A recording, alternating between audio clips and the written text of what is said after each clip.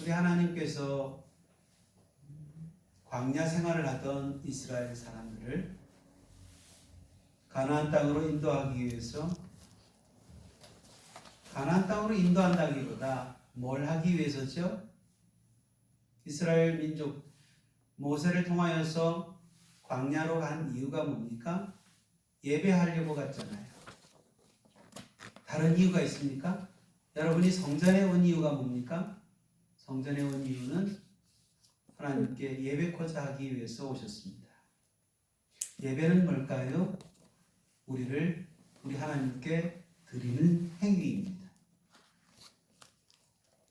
그리고 깨끗해져야 하는 그 시간입니다. 따라서 예배 후에 돌아갈 때에는 우리 심령이 깨끗해져야 됩니다. 그리고 그분의 임재가 여러분의 생각부터 여러분의 모든 발끝까지 이르는 모든 행동 가운데 함께하기를 간절히 청합니다. 열왕기상 6장 11절로 13절에 여러분이 말씀을 보실 수 있다면 보았으면 좋겠습니다.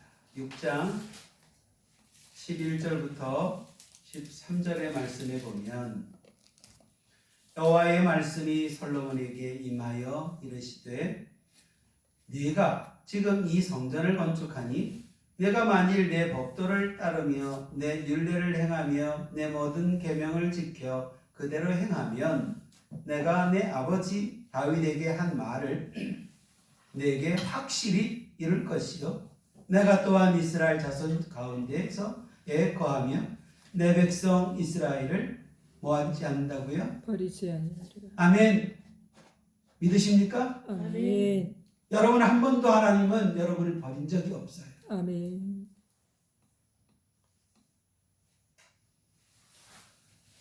저는 이 예배를 오늘 새벽에 하나님께서 잠을 재우시지가 않아서 어떤 성전을 하나님 지어야 됩니까? 어떤 성전을 지어야 됩니까? 이 질문을 계속했어요. 그랬더니 하시는 말씀이 믿음의 성전을 지어야 된대요. 아멘. 기도의 성전을 지어야 된대요.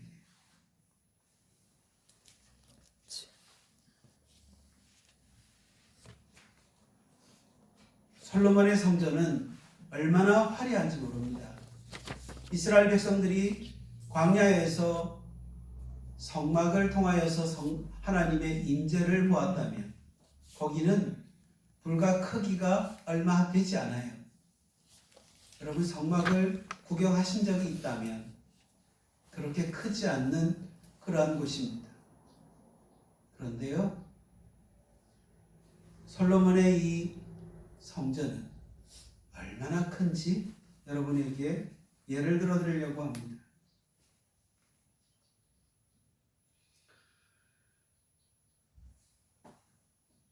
성막에서는 물두멍이 그냥 세숫대야였어요. 세숫대야처럼 크기가 그것밖에 안 됐어요. 그런데 여기에서는 물두멍이 얼마나 큰지 노수로 만든 소 있잖아요. 노수로 만든 소 12마리 위에다가 그 큰 물두멍을 만들어 놨어요. 이해하셔요? 놋바다라고 합니다. 놋바다라고 하는데 이것은 제사장들이 몸을 씻기 위한 거대한 물 저장소가 12마리 소 황소가 바치고 있는 그런 형상을 이루고 있고, 물두멍도 마찬가지예요. 얼마나 거대한지 이스라엘 모든 사람들이 그곳에 다 거룩하게 씻김을 받아야 하는 그런 장소로 솔로몬의 성전이 얼마나 화려하고 얼마나 크게 지었는지.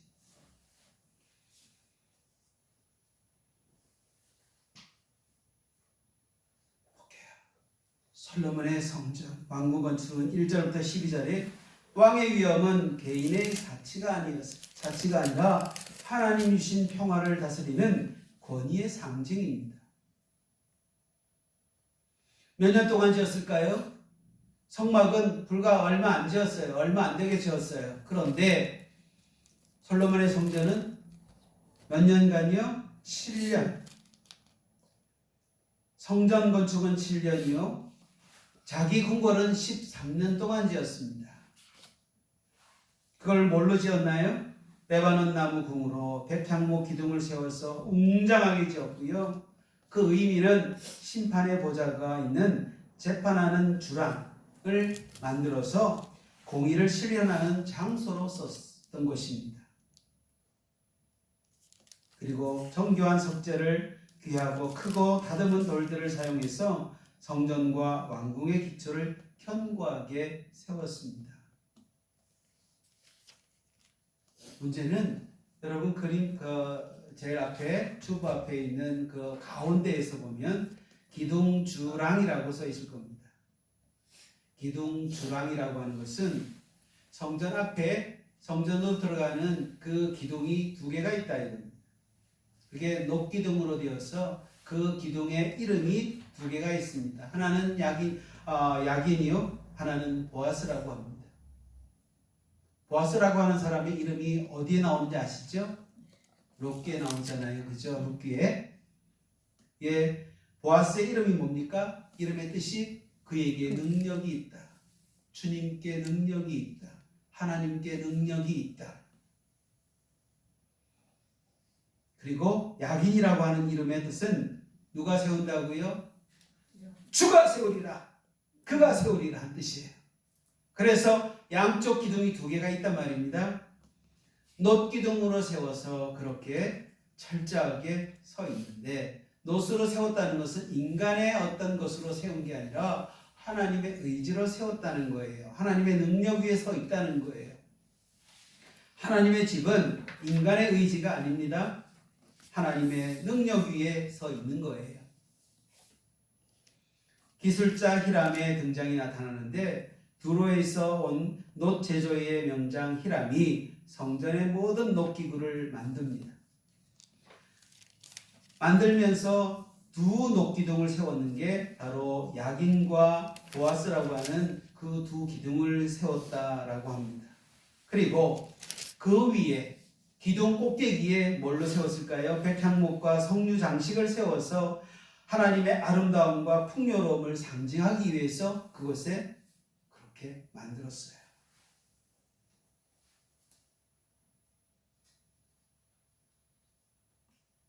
성경을 읽으면 이게 도대체 얼마나 화려한지, 얼마나 이거한지 거기까지만 본다면 성경을 잘못 보는 겁니다. 이 성전을 짓는데 7년 동안 성전을 지으면서 어떤 마음으로 지었을까?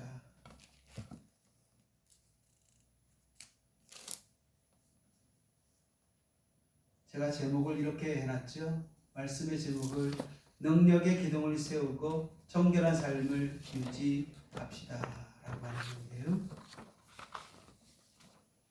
여러분의 인생 앞에 야긴과 보아스를 세우라.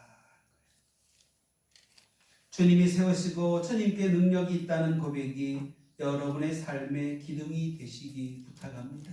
아멘. 여러분 어떤 고백을 하십니까? 여러분의 고백은 나는 죄인입니다.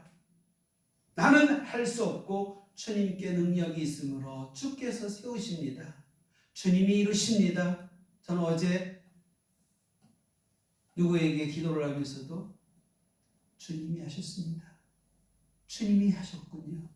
주님 감사해요. 그 기도를 하는데 속에서 얼마나 뜨거운 것이 올라오는지 이를 말할 수가 없었어요. 고백은 바로 그런 고백입니다. 내 힘으로 인생을 지탱하려고 하면 무너지지만 하나님의 능력을 의지하면 어떤 풍랑에도 흔들리지 않습니다. 여러분 믿으십니까? 주님이 여러분을 손잡고 계시는 거 아세요? 아멘. 오늘 여러분의 모든 계획 위에 이 두 이름을 새겨 놓으시기 부탁합니다. 두 번째로 날마다 놋바다와 물두멍에서 자신을 씻으십시오. 아멘. 작은 물두멍 세숫대야에서 씻는 것은 개인이 씻었지만 솔로몬의 성전은 얼마나 큰지 아마 수십 명이 씻어도 너끈한 어떤 그 그릇입니다. 하나님께 쓰임받는 비결은 똑똑함이 아니라 정결함이 있기 때문입니다. 아멘. 세상의 죄와 부정함이 묻었다면 말씀의 물로 여러분의 생각과 행실을 씻어내기를 부탁합니다. 믿음은 어디에서 나나요? 믿음은 말씀을 들음으로. 그렇죠. 아멘. 말씀은 들음으로 예배함으로 주님의 보혈로 씻어내려집니다.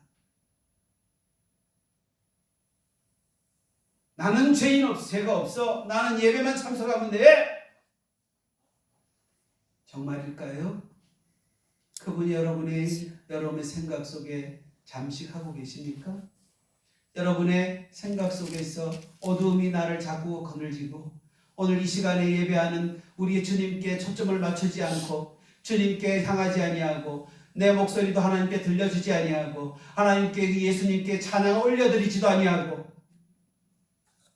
나는 거룩한 척 입만 꼭 다물고 있으면 그게 하나님께 드려지는 예배일까요? 통곡하며 자복하며 하나님이여 나를 용서해달라고 지난주에 여러분에게 말씀드렸습니다. 내 죄뿐만 아니라 내 조상의 죄까지도 용서를 구하고 이 민족과 이 민족에 있는 모든 사람들을 향하여서 기도할 때에 하나님은 그 회개의 그 돌보심을 통하여 우리에게 이와 같은 은혜를 베푸십니다. 우리 주님은 한 개인의 죄만 사이더라면 그 한 사람만 살리면 됩니다. 그런데 온 인류, 그것도 현재 현존하는 모든 사람들의 사람뿐만 아니라 과거와 미래와 현재 모든 사람들을 우리 주님은 예수님의 십자가의 보혈로 다 살리셨어요. 아멘. 씻음이 있는 예배자만이 하나님의 지성소 안으로 들어갈 수 있다는 이야기입니다. 세 번째로 세밀한 부분까지 주님의 영광으로 채우십니다. 성전 안에 작은 등잔대 하나까지 정금으로 다 싸서 만들고 칠했습니다.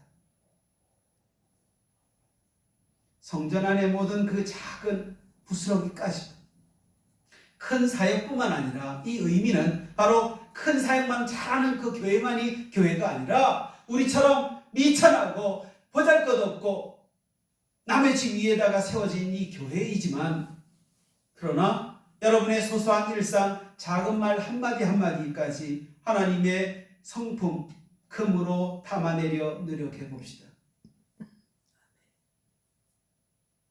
우리는 깨끗이 못해요. 남을 용서한다는 거요? 불가능합니다. 나로 용서하면 그 사람은 다시금 또 끄집어내서 다시금 되새김질하고 소가 몇 번 올려서 되새김질하죠? 4번, 소가 위가 4개 있습니다. 다시 올려서 되새김질하고 다시 올려서 되새김질하고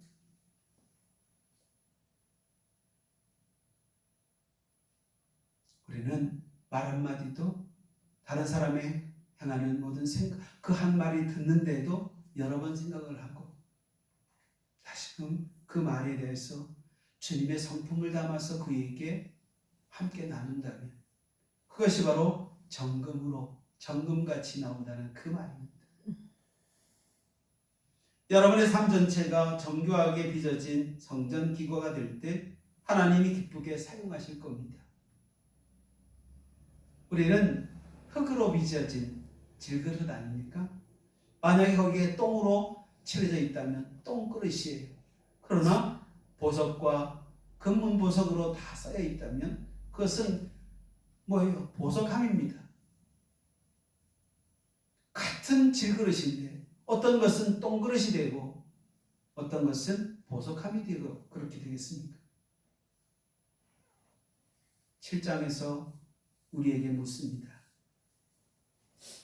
여러분은 늘 겉모양만 화려한 성전 건물보다도 거기에 집중하고 계십니까? 거기에는 은혜가 많은 것 같습니까? 거기에는 하나님의 은혜가 더 풍성할 것 같습니까? 아니면 내면이 정결하게 준비된 성전 기구입니까? 내가 성전의 기구가 되어야 합니다. 아멘. 내가 성전의 기구가 되지 아니하면 하나님 쓰시지 않아요. 버려요. 하나님은 여러분이 화려한 보좌에 있는 왕보다도 주님의 뜰에서 자기를 씻는 겸손한 예배자가 되기를 원하십니다. 오늘도 나의 허물을 씻어달라고 애걸하며 허물하며 주님 앞에 내놓는 우리의 마음을 주님은 받으시고, 그래서 흠양하여 오늘도 예배 가운데 우리를 마음을 정결케 하고 씻어내신다는 거예요. 정말 죄송하지만 말씀 듣는 데에 졸음이 오고, 말씀 듣는 가운데 하품이 나오고, 말씀 듣는 가운데에 정말 딴짓거리하는 그런 사람들은 주님이 그 가운데 계시지 않습니다. 누가 있는 거예요? 사단이 갖고 있어요. 사단이 그 마음을 지배하고 있어요. 주님이 함께 하시는데 어떻게 졸고 있습니까? 주님이 함께 하시는데 우리의 입술을 더러운 곳에다 내어드릴 수 있습니까? 우리는 청결하게 성숙되고 하나님의 임재 가운데 함께하는, 그래서 기도할 때에 정직해야 돼요. 주님께서 여러분을 하나님의 집을 떠받치고 있는 견고한 기둥이 되기를 원하십니다. 야긴과 보아스라고 하는 이름의 그 두 기둥처럼 여러분의 삶을 통해 하나님의 거룩한 임재를 세상에 증명하기를 원하십니다. 주님.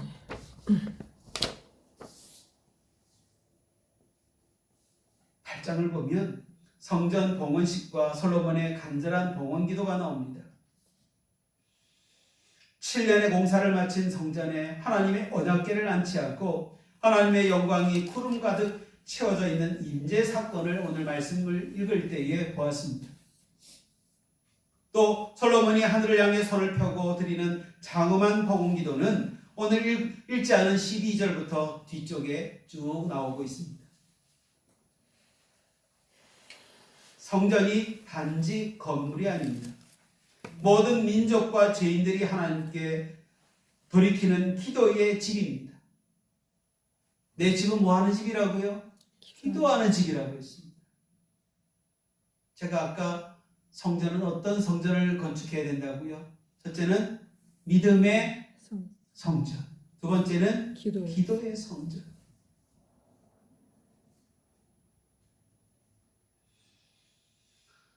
언약궤가 지성소에 놓일 때 구름이 가득 찼다는 내용을 여러분 읽으셨죠? 우리의 수고, 건축이 하나님의 승인, 영광을 얻는 순간에 그 영광, 그 찬란함을 거기에서 구름으로 가득 채웠다고 얘기했습니다. 구름으로 채워진다는 것은 세상 사람들이 보지 못합니다. 그 안에 든 사람밖에는 모릅니다.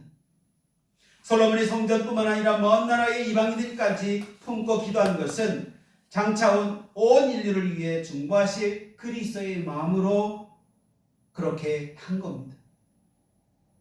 하나님은 화려한 건물에 갇히는 분이 아닙니다. 상한 마음으로 성전을 향하여서 부르짖는 기도하는 사람들의 기도는 결코 외면하지 않습니다.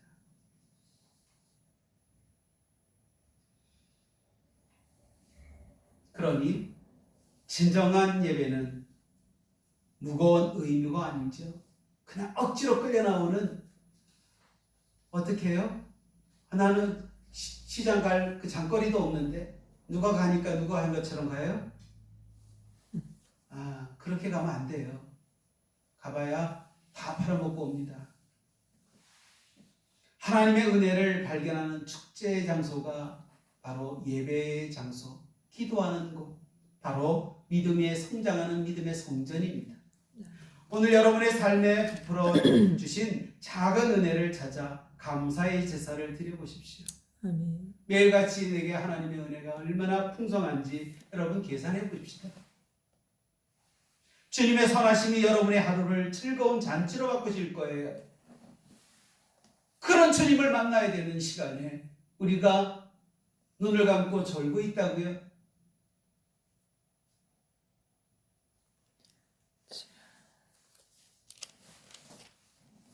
8장 전체에서 주님은 우리에게 묻습니다.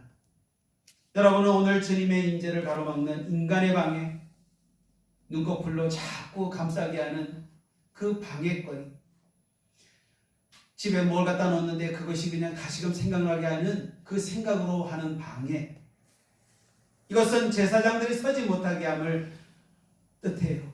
제사장이 제사를 드려야 되는데 거기에 있지 않냐고 어때요? 딴데 딴짓거리를 하고 있으면 뭐 어떻겠습니까? 성막 안에서 대제사장이 그 지성소 안에 들어갈 때 왜 발목에다가 끈을 달아놨을까요?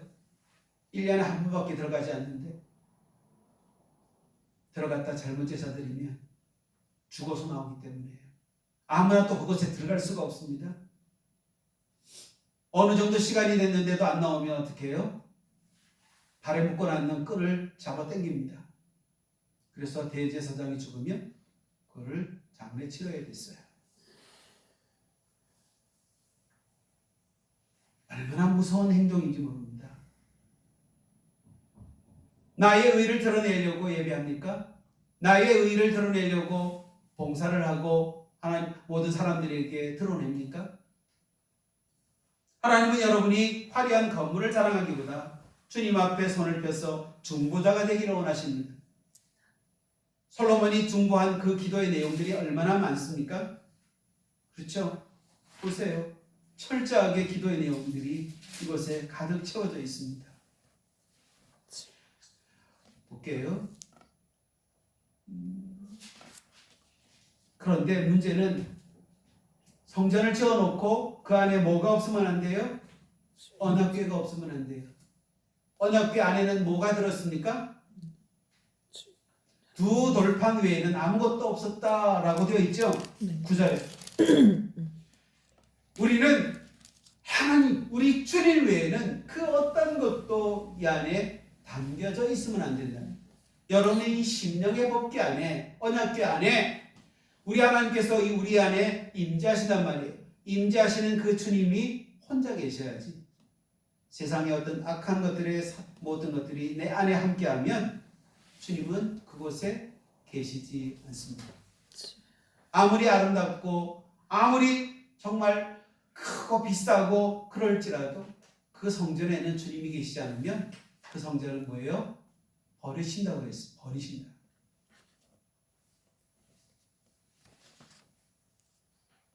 그 안에 예수님이 없는 것이 바로 뭐예요? 우상숭배예요. 돈으로 치장하고 권력으로 치장하고 그것은 똑같아요. 솔로몬 왕을 여기다가 왜 성전에 이렇게 비교를 했을까요? 여러분 생각을 잘 하셔야 됩니다.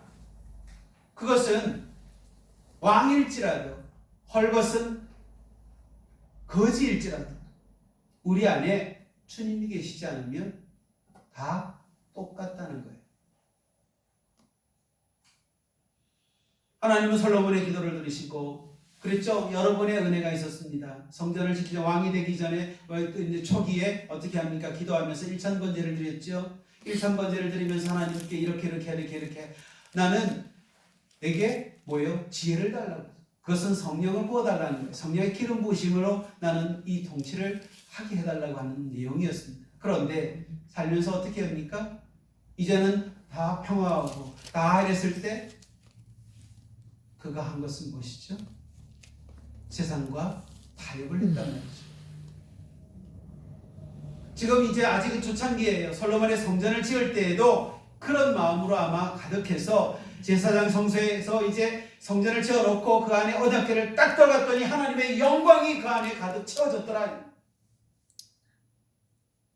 주님이 함께 하실 때 그것은 그래서 성전인 거예요. 하나님 솔로몬에게 들으시고 그곳에 이름을 두겠다고 약속을 하셨지만 동시에 마음이 떠나 우상을 숭배하면 그 아름다운 성전이고 그럴지라도 던져버리시겠다고 경고를 하셨습니다. 하나님의 임재는 화려한 건물에 며 있지 않습니다. 우리 마음의 온전함과 바름에 달려 있습니다. 아멘. 말씀 자체로만 있어서는 안 돼요. 믿음과 화합되어야 돼요. 그렇죠? 히브리서 3장 4장 2장 3장 4장에서 이를 보면 이스라엘 백성들이 안식에 들어가지 못한 이유가 뭐예요? 말씀과 화합되지 못했기 때문이에요. 믿음과.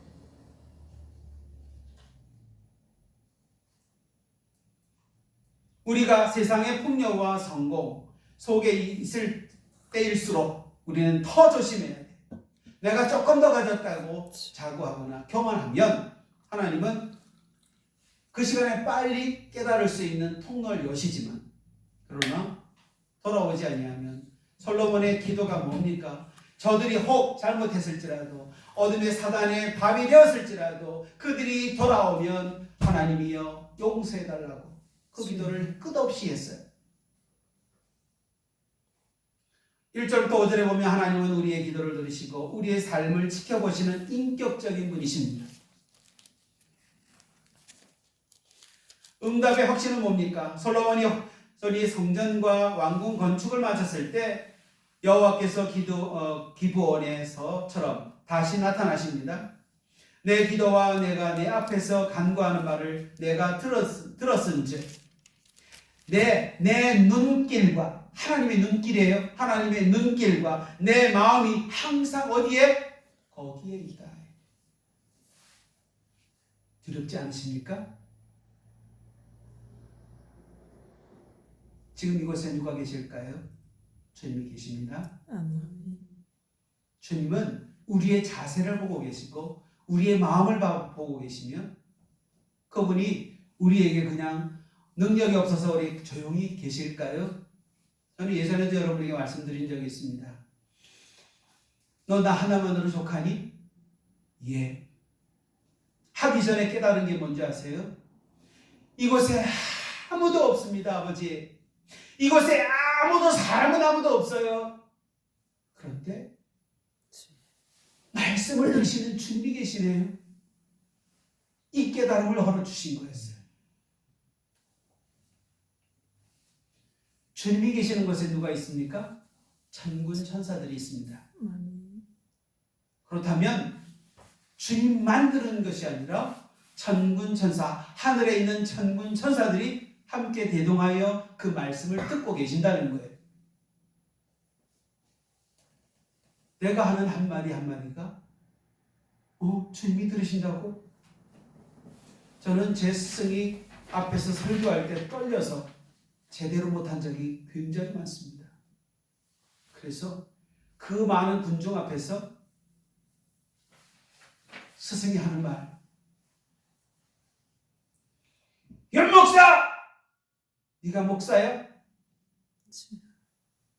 네가 하나님의 말씀도 온전히 깨닫지 못하고 그 말씀을 선포하지도 못하는 네가 목사야?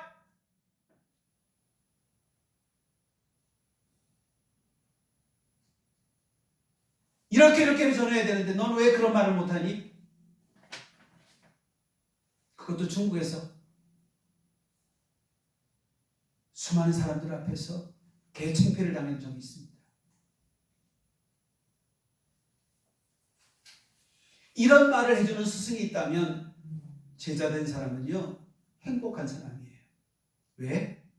그 스승은 그 제자를 책임지기 때문이에요.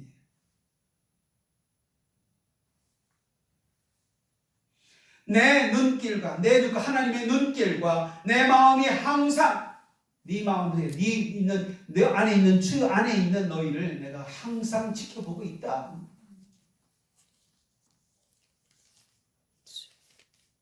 그래서 약속을 했잖아요. 하나님은 솔로몬이 아버지 다윗처럼 마음을 온전케 하고 바르게 하여 법도를 지키면 그의 왕위가 이스라엘 위에 영원히 견고하게 하겠다고 약속을 주시더란 말이죠. 여러분의 믿음의 가정으로 우리 하나님은 세우셨습니다. 우리 주님은 그 바탕 위에 우리를 세워서 믿음의 영원한 계보를 이어가도록 우리에게 약속을 주십니다. 아멘. 그러나 6절부터 9절에 보면 이러한 아름답고 그러한 성전일지라도 던져버리겠다. 어느 곳에 가서 기도할 때 주님은 그랬어요. 내가 토해버리겠다고 하신 그 음성을 들을 때요 속에서요 불이 났어요. 축복은 권리가 아니라 거룩한 삶을 동반하는 책임이어야 합니다. 배역의 결과예요. 그게 바로 우리가 약속했던 언약을 맺은 백성은 그 서로 쌍방간에 모여야 돼. 약속을 반드시 지켜야 돼요. 이것을 어긴 것을 배역이라고 합니다. 솔로몬이나 그 자손이 돌아서서 다른 신을 섬기게 되는 것은 배역이었어요. 배역. 하나님은 이스라엘을 그 땅에서 끊어버리겠다고 경고를 하셨단 말이죠. 성전의 운명은 아무리 높고 거룩하게 구별된 성전일지라도 백성이 범죄하면 하나님 그것을 내 앞에서 던져버리실 것이고 지나가는 자들이 비웃은 속담거리가 되게 하시겠다고 말씀 속에 언급이 되어 있습니다.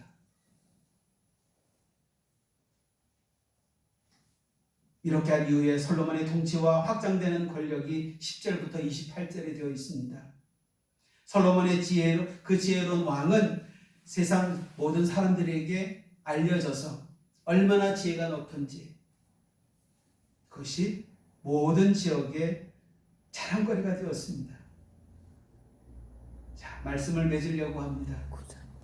성전의 화려함보다 마음의 온전함을 지켜야 합니다. 하나님이 여러분의 삶의 눈길과 마음을 두게 하시기를 부탁합니다. 우리 하나님께 마음을 두신 사람은 그렇게 마음에 확고하게 된 그것이 믿어지는 사람은 이게 바로 믿음의 성전이에요. 이 믿음의 성전을 짓지 아니하면 우리는 외면될 수밖에 없어요. 하나님은 솔로몬의 성전에 자신의 이름을 두겠다고 했잖아요. 오늘 여러분의 마음이 하나님의 성전이라면 주님의 눈길이 머물기에 부끄러움이 있는지 없는지 돌아볼 수 있기를 부탁합니다. 외적인 성취보다 주님과의 친밀한 관계가 여러분의 삶을 영원히 견고하게 만드실 겁니다. 두 번째로 성공의 정점에서 들려오는 경고에 귀를 기울이십시오. 찬란했던 솔로몬의 초창기의 사역에서 이제는 말년이 되어서 결국은 배역하는 죄를 범한 솔로몬처럼 하지 마시고 그가 깨달아서 후손들에게 이야기한 게 있잖아요. 하나님을 온전히 알아라고. 그렇죠? 젊을 때에 하나님을 알아라. 그렇게 잠언서와 전도서에 그렇게 이야기를 하고 있습니다. 일이 잘 풀리고 부족함이 없을 때에 가장 위험한 때입니다. 언제인지 아세요? 고생이 끝나고요. 고생이 그냥 생고생을 그렇게 하고 다 끝나고 나면 왜 사람은 질병이 걸려서 죽을까요? 경계태세가 무너졌기 때문입니다. 느헤미야의 성전 건축을 할 때에 그 예보가 거기에 나와 있습니다. 성전을 건축할 때에 사내립이 와가지고 우리를 방해를 하고 그럴 때에 한 손에는 뭘 들었어요? 모기를 들었고 한 손에는 일거리에 있는 삽을 들었어요. 일을 하면서 경계를 서는 거예요. 바로 영적 싸움은 이렇게 해나가야 되는 겁니다. 잘 될 때에 경계를 해야 돼요. 사랑하는 성도 여러분, 여러분의 재능과 자원을 거룩한 무역에 사용하십시오. 솔로몬은 해상무역을 통해 국가를 부유하게 만들었죠. 주님이 여러분에게 주신 지혜와 물질, 기술을 세상 속에서 선하게 사용하십시오. 불의한 재물로 뭘 하라고요? 하나님께 영광을 돌리셔야 합니다. 그러나 그 모든 풍요의 목적은 나를 드러내는 것이 아니라 하나님의 성전을 세우고 그리고 공동체를 평화롭게 하는 데 있음을 잊지 마시기를 부탁해요. 그래서 9장에서는 전체가 이런 말씀이에요. 여러분은 오늘 주님이 주신 복, 언약만 붙들고 있나요? 아니면 그 복에 따르는 책임도 기꺼이 지고 있나요? 하나님은 여러분이 화려한 금 420달란트보다 주님 앞에 온전한 마음 한 조각을 드리기를 원하십니다. 그걸 받으신다는 거예요. 오늘 여러분의 성공 속에 숨은 교만을 주님 앞에 내려놓기를 부탁합니다. 주님께서는 여러분의 모든 행보를 지켜보시고 여러분의 삶을 통해 하나님의 약속은 반드시 이루어진다는 것을 세상에 증명하기를 원하십니다. 왜 이런 치졸하고 어둡고 암울한 이 기록들을 왜 우리에게 후손들에게 보여주고 있을까요? 창피한데. 아니에요. 우리 하나님은 이들을 얼마나 사랑했는지, 우리를 얼마나 사랑하시는지 이렇게 우리에게 그렇게 하지 말라고 당부하고 있습니다.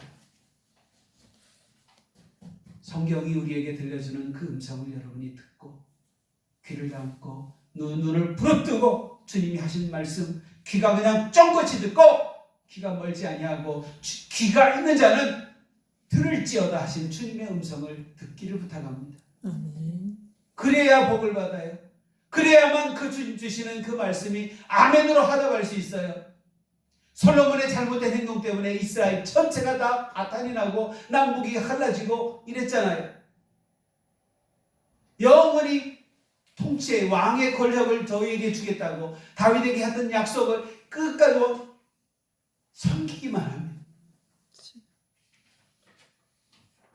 여러분, 가장 쉽고도 평안한 길이에요.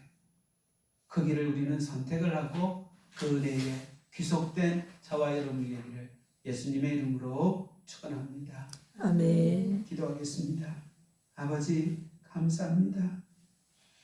야긴과 보아스라고 하는 두 기둥을 우리는 세워나가기를 원합니다. 내 것이 아니라 그분이 나를 세우셨고 그분이 나의 능력이 되신다고 하는 사실을 우리는 입으로 고백하는 나팔수가 되기를 원합니다. 주여, 우리의 귀가 그렇게 열려져서 우리가 보는 모든 그 눈이 하나님이 주시는 그 눈으로 볼 수 있도록 그 눈을 열어주옵시고 에바다 우리의 심령이 열려서 아버지께서 온전히 주시는 그 세계를 바라보면서 우리 주께서 하실 그 일을 우리가 감당할 수 있도록 축복해 주시옵소서. 아버지, 이 땅을 사랑하시는 줄 압니다. 이 나라 이 민족을 더욱더 견고하기를 소망합니다. 주여, 경고자 있는 위정자들이 주님을 더 사모하고 주님의 뜻에 맞추어서 그분의 뜻에 온전한 삶을, 그래서 그들이 백성들을 향하여 어떻게 이끌고 가고 하나님께서 이끌고자 하는 그 뜻을 그들이 헤아릴 수 있다면 이 땅은 더욱더 풍요로운 하나님의 나라가 될 줄 믿사오니 주여, 이 마음을 품게 하여 주시옵소서. 주님, 권세를 원하는 것이 아니라 하나님이 주시는 그 권위를 아버지 이 땅에 펼쳐지는 것을 우리는 목적을 삼고 살 수 있도록 축복하옵소서. 기도의 용사가 되고 믿음의 용사가 될 수 있도록 인도하실 줄 믿고 감사하신 예수님의 이름으로 기도 올리옵나이다. 아멘. 아멘.